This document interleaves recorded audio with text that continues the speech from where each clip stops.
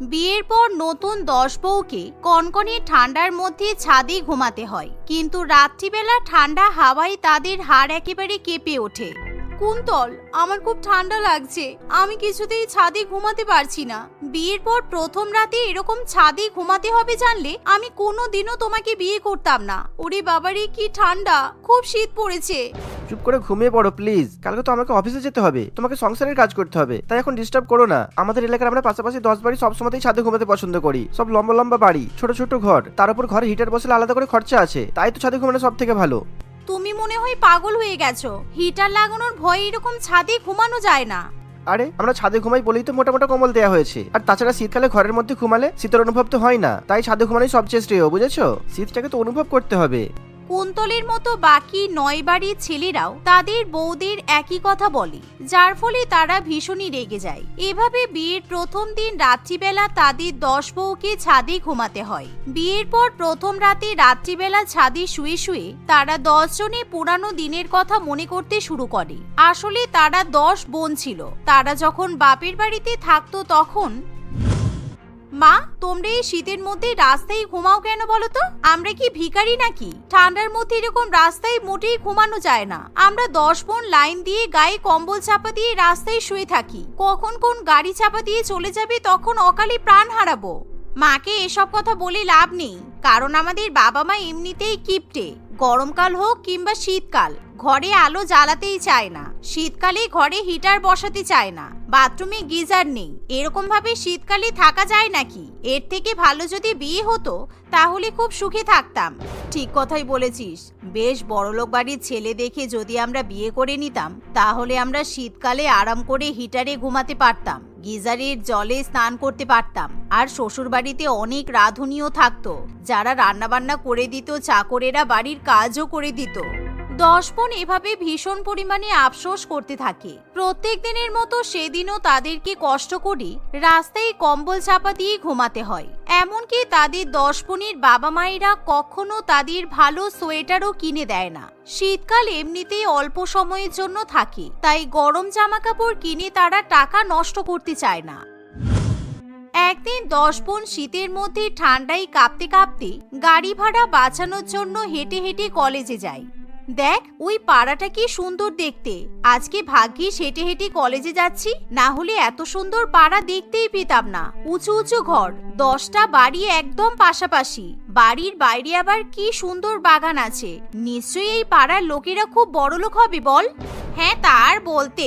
ওই দেখ, 10টা বাড়ির ছাদে অত মোটা মোটা ভারী ভারী কম্বল আর বড় বড় মশারি ঝোলানো আছে।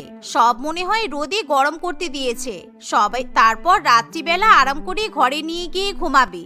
ইস, আমরা যদি এত বড়লোক হতাম তাহলে আমাদেরও রেশমের কম্বল থাকতো বল? হ্যাঁ রে, ওই দেখ, ওই বাড়িগুলোর মহিলারা ছাদে উঠে কি সুন্দর গল্প করছে, চা খাচ্ছে। ইস, আমাদের বাড়ির ছাদটাও তো কত পুরানো। ছাদে উঠলে যা ঠান্ডা হাওয়া লাগে, তাই ছাদে আমরা উঠতেই পারি না। আমরা যদি এই পাড়ায় থাকতাম তাহলে খুব ভালো হতো।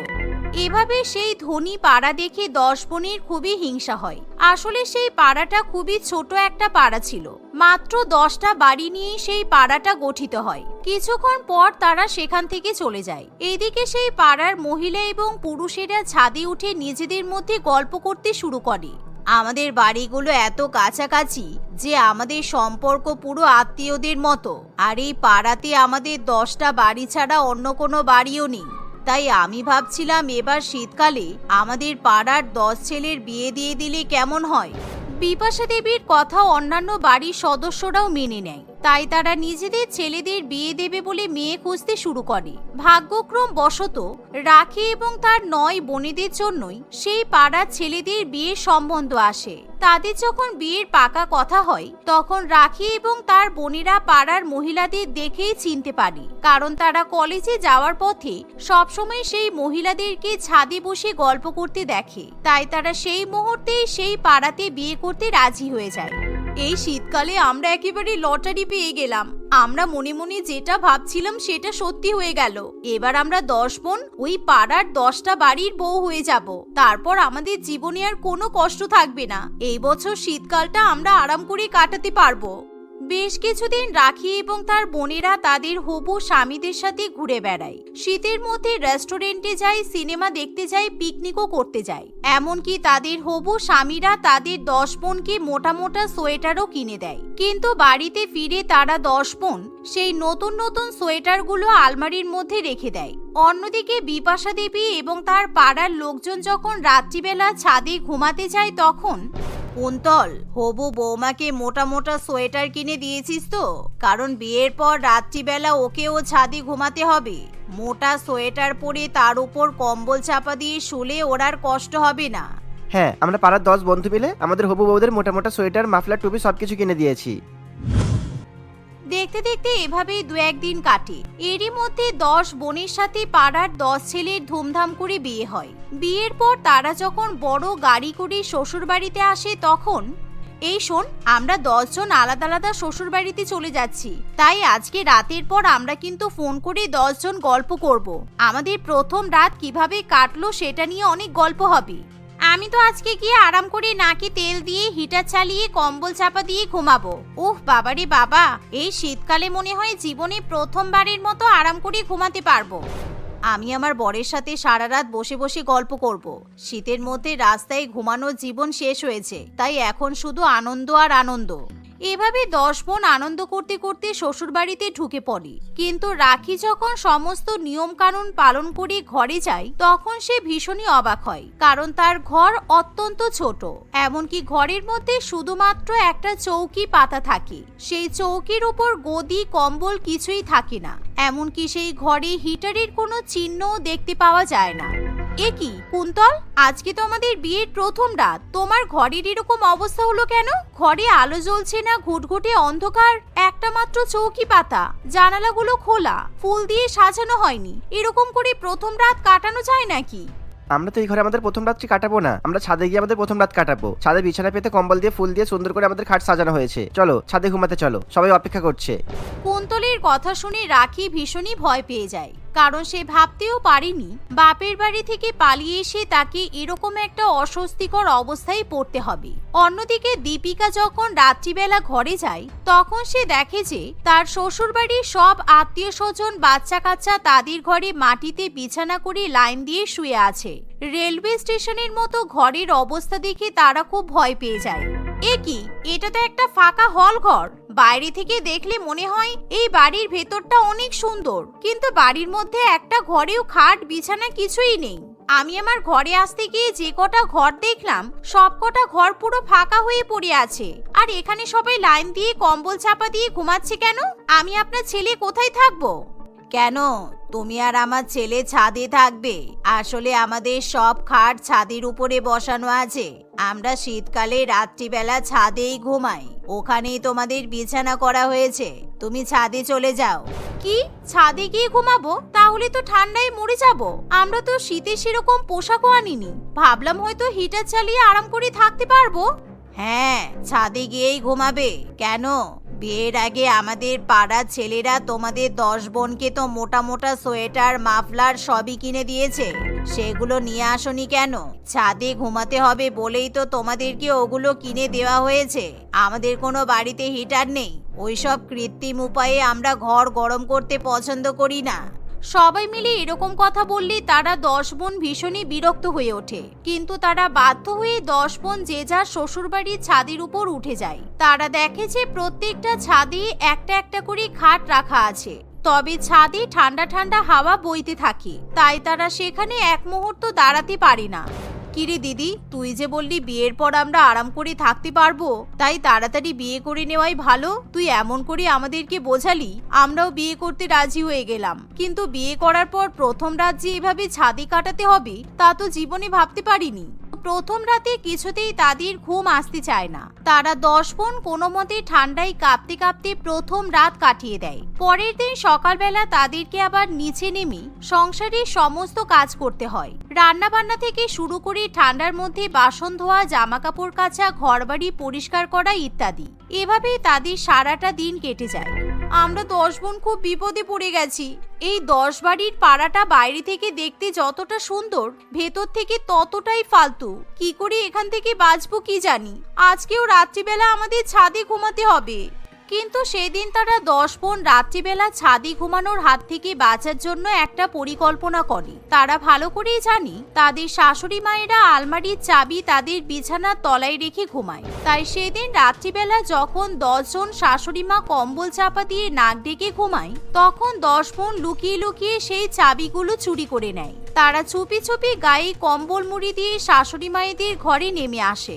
10 জন মিলে তাদের শ্বশুরবাড়ির আলমারি খুলে প্রয়োজনীয় টাকা, জিনিসপত্র, সোনা গহনা এবং ভালো ভালো জিনিসপত্র চুরি করে নেয়। তারা একে অপরকে ভিডিও কল করে কথাও বলে, আমরা কিন্তু পরিকল্পনা মতো সব জিনিসপত্র চুরি করে নিয়েছি, এবার দেখবো কালকে থেকে ওরা কিভাবে রাত্রিবেলা ছাদে ঘুমাতে পারে।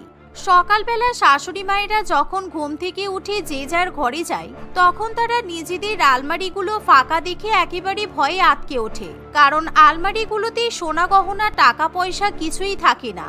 হায় রে, আমাদের কি ক্ষতি হয়ে গেল! আমাদের আলমারি থেকে সব গহনাগাটি, টাকা পয়সা চুরি হয়ে গেছে, এবার আমরা কি করব? পাড়ার সব মহিলারা কাঁদতে কাঁদতে বাইরে বেরিয়ে আসে, কারণ সবার বাড়িতেই চুরি হয়। এমন সময় 10 বোন মিলে তাদেরকেই দোষারোপ করতে শুরু করে। আপনাদের পাড়াতে নাকি অনেক নিরাপত্তা আছে, তাহলে আপনাদের 10 বাড়িতে চুরি হয়ে গেল কিভাবে? আমরা 10 বোন আজ থেকে আর ছাদে ঘুমাতে পারবো না, কারণ কালকে আমাদের ঘরেও তো একই অবস্থা হতে পারে।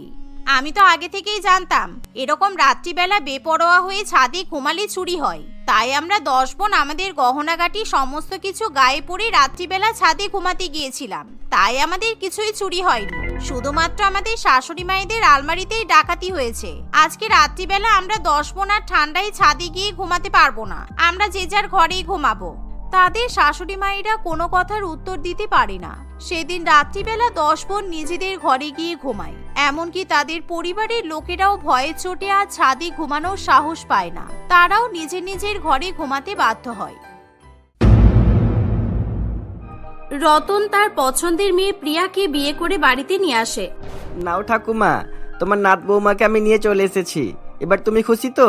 আশা করছি এবার আমি তোমার ইচ্ছা পূরণ করতে পেরেছি। হ্যাঁ রে বাবা, আমি খুব খুশি। এটা আমার শুধু ইচ্ছা নয়, এটাই আমার জীবনের শেষ ইচ্ছা রে বাবা। এবার যে কদিন বাঁচবো তোর বউয়ের হাতে সেবা যত্ন পাবো, এটাই আমার কাছে অনেক। তোদের দুজনকে খুব ভালো মানিয়েছে। ঠাম্মা, তুমি চশমা পরোনি? চশমা পরে ঠিক করে দেখো তো আমাদের দুজনকে সত্যি সত্যি মানিয়েছে কিনা।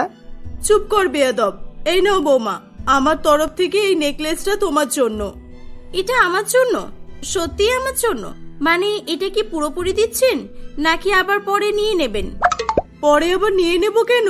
তোমাদের দুজনের কি হয়েছে বলো তো? এটা তোমাকে আমার তরফ থেকে উপহার দিলাম, বুঝেছো? নে রতন, এটা বৌমাকে পরিয়ে দে।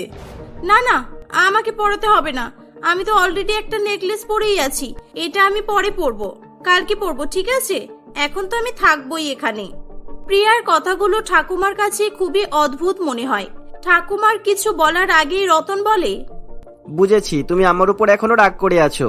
আচ্ছা ছাড়ো এসব, চলো তুমি ঘরে চলো, তোমার এখন রেস্টের প্রয়োজন, তা না হলে তোমার মাথা ঠান্ডা হবে না। আমি বুঝেছি, চলো চলো।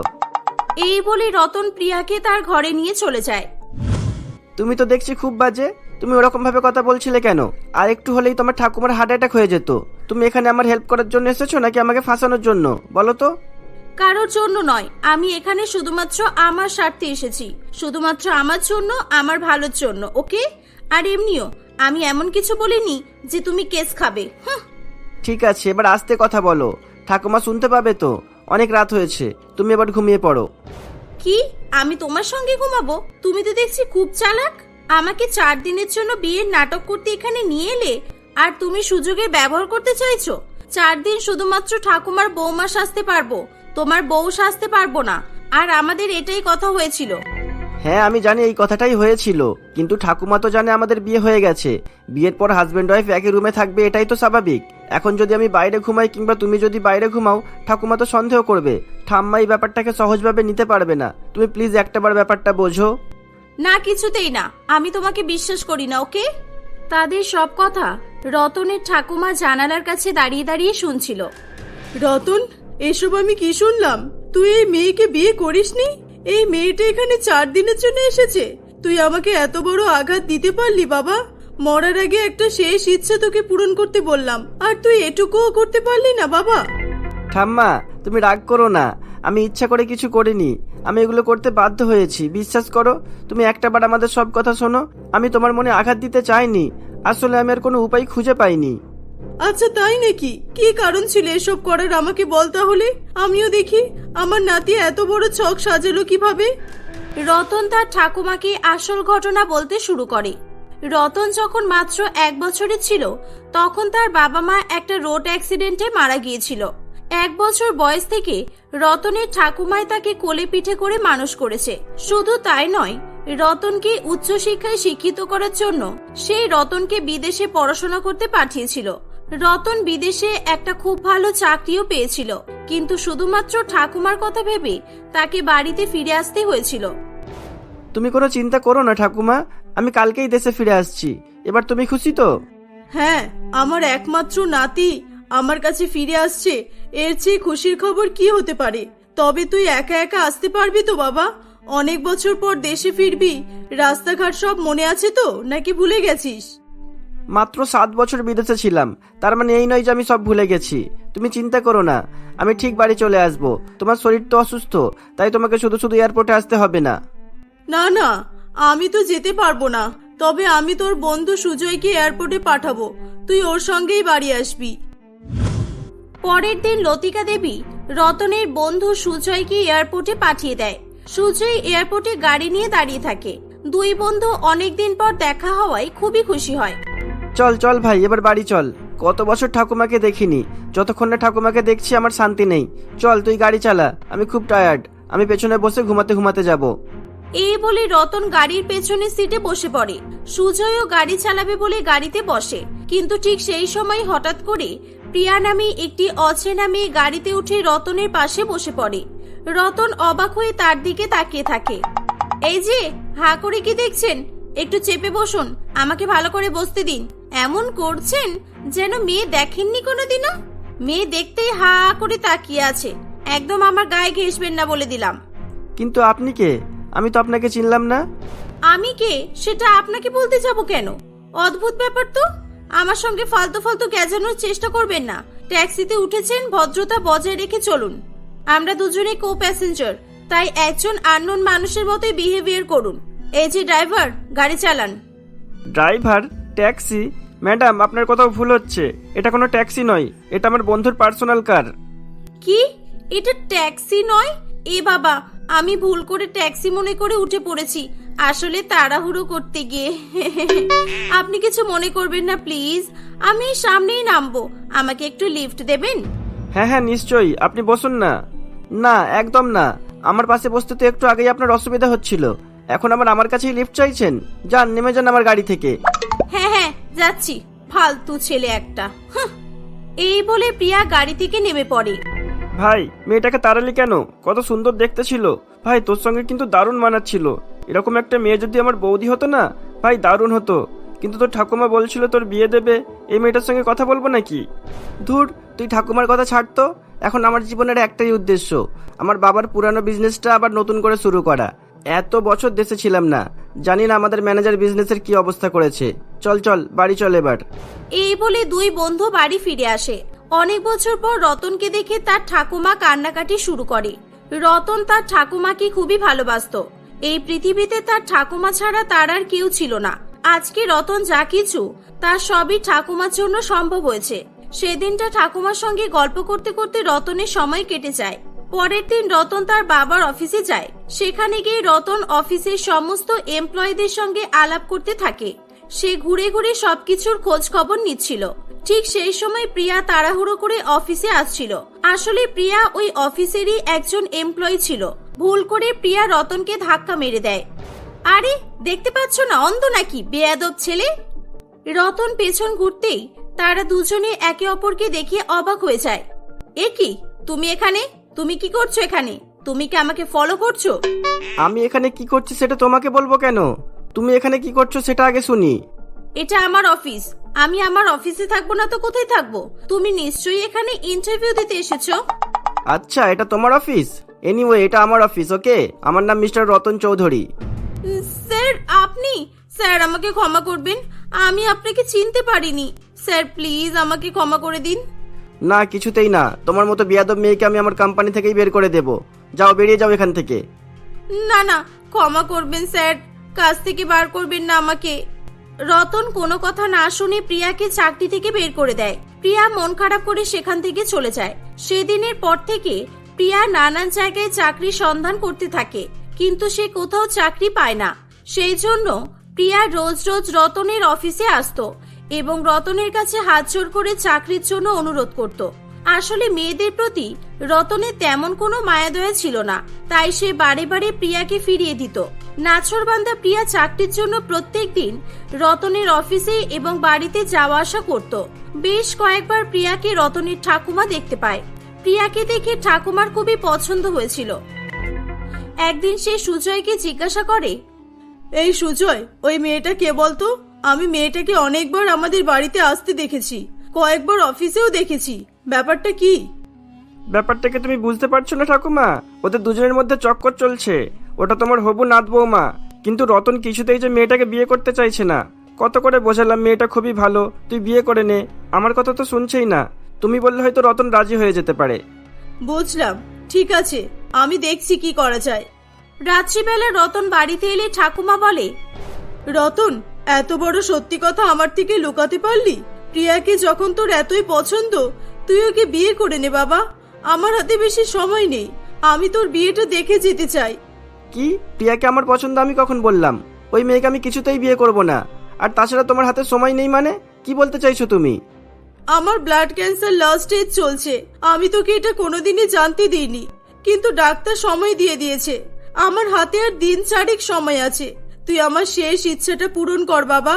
ওই মেয়েটাকে তুই বিয়ে করে বাড়িতে নিয়ে আয়। ঠাকুমার কথা শুনে রতন কাঁদতে থাকে। রতন কি করবে কিছুই বুঝে উঠতে পারছিল না। ভাই, তোর ঠাকুমার ব্লাড ক্যান্সার, এটা আমি জানতাম না।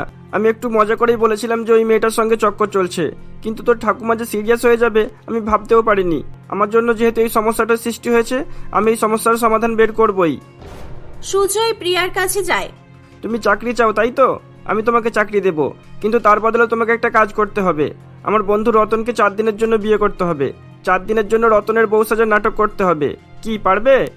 প্রিয়ার যেহেতু চাকরির খুব প্রয়োজন ছিল, সে রতনের সঙ্গে 4 দিনের বিয়ের নাটক করার জন্য রাজি হয়ে যায়।